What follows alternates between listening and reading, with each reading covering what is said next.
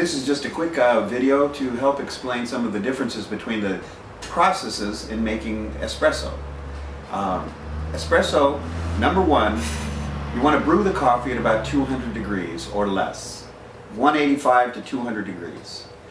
You want to steam your milk at 220 or so, or higher, 212 boiling point at sea level, but it's got to be over 220 approximately. So the trick is, how do these espresso machines get the temperature from 220 to 200? Several different options are involved. One of them, this is your famous stovetop espresso maker. This doesn't really steam milk. There are some models with a steaming attachment that can steam milk. Basically what you're doing is you're boiling the water builds up pressure, comes through a funnel and out through a spigot and into the upper chamber. This is one of the rules about making coffee is to not boil it. This boils your coffee. It's called a triple strength coffee or stovetop type espresso. So this is just the most rudimentary mode of making strong, super delicious for camping coffee, but it also is not what is called a true espresso. Espresso is extracted under 9 to 10 atmospheres of pressure at about 200 degrees within a time frame of probably 15 to 25 seconds. That's what you're shooting for. You're trying to maintain the integrity of the espresso and heat the oils in the coffee, the volatile oils that become the crema in the cup. Crema being the light brown foam on top of your espresso that is the signature of a great espresso.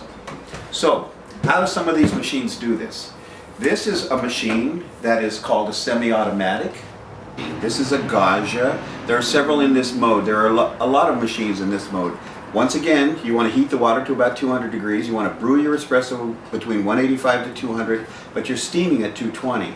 So how do we change the temperature of the water?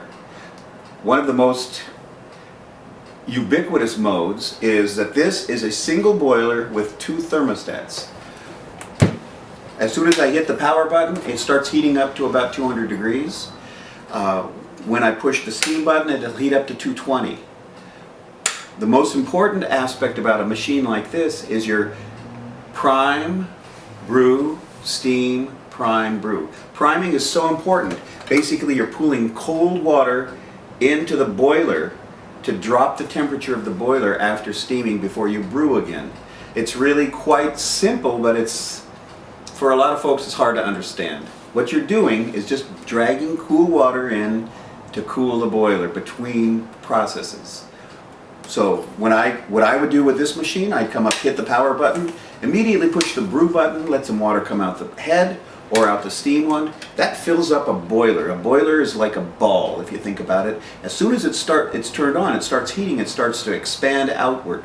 The pump is going to try to push into something that's pushing against it. You can get what's called a vapor lock. It's a static situation.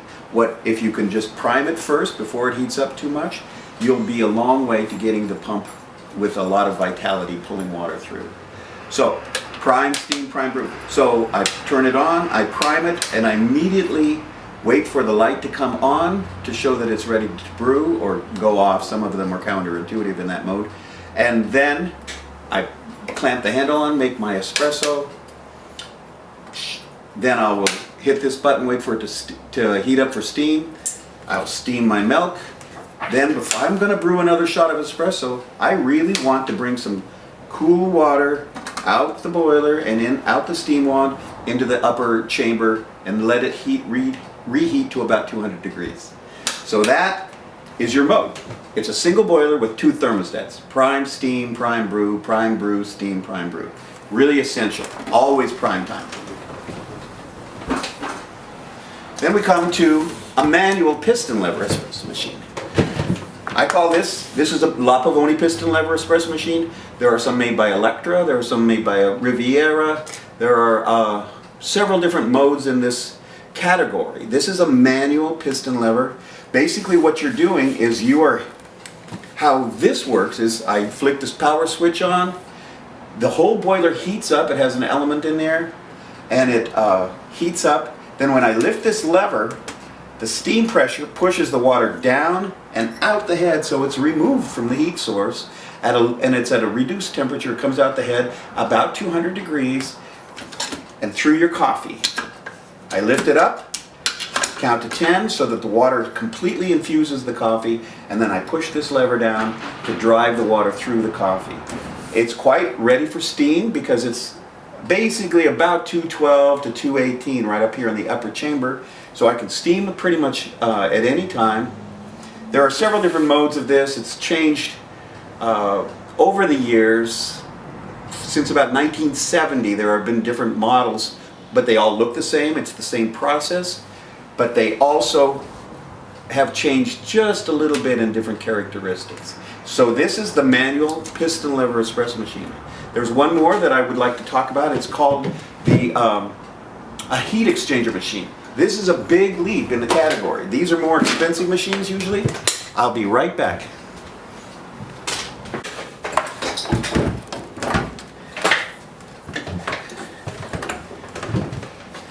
This is a heat exchanger machine. This is the Pasquini Livia 90, Isomac, the Rocket Giotto.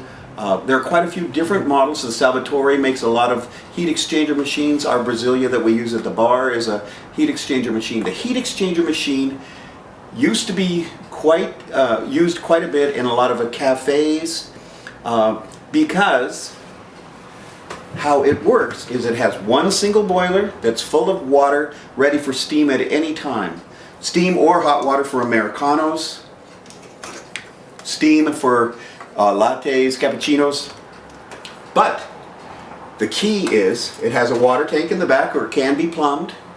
When I push this button to activate the pump and pull water through the brew head, what happens is the water is pulled through a tube in the center of the boiler, the steam boiler, which is at about 220 degrees. The water comes through the center and out a pipe into the brew head. So it exchanges the heat as it passes through. The cool water comes out the head about 185 to 200 degrees. It's a very simple way to address the issue of the temperature differential between steam and brew. These are more expensive machines, the heat exchangers are. There are just a few machines that are being used in cafes now where they address that differential in temperature. The La Marzocco's are famous for this. They have a boiler that's specifically designed to heat up for coffee and one for steam. Two separate boilers, a two-boiler system. Some of the other espresso machines have that also. Specifically the Expo Bar Brutus, you might have heard of. But these are machines that exchange. This is a heat exchanger machine, and it's really effective also. So hopefully that clears up some of the questions that a person might have about the different modes of espresso machines. I hope that's helpful. Have a great day. Thanks.